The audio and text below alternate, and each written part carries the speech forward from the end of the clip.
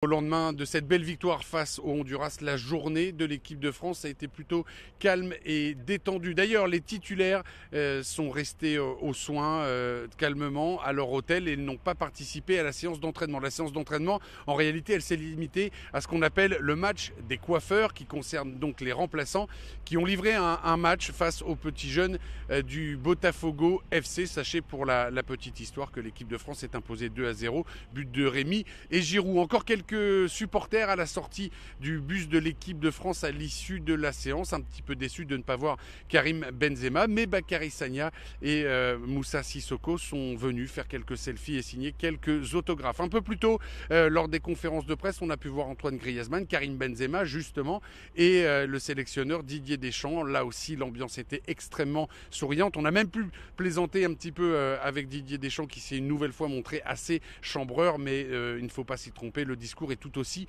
maîtrisé, puisqu'il a expliqué qu'il y avait de la joie dans cette équipe, mais surtout pas d'euphorie. Et puis, si jamais ça devait être le cas, eh bien, il se chargerait lui-même de ramener les joueurs sur terre, même son de cloche, chez Karim Benzema, qui ne veut absolument pas être affiché comme la star des Bleus. Pour lui, la star, c'est l'équipe de France.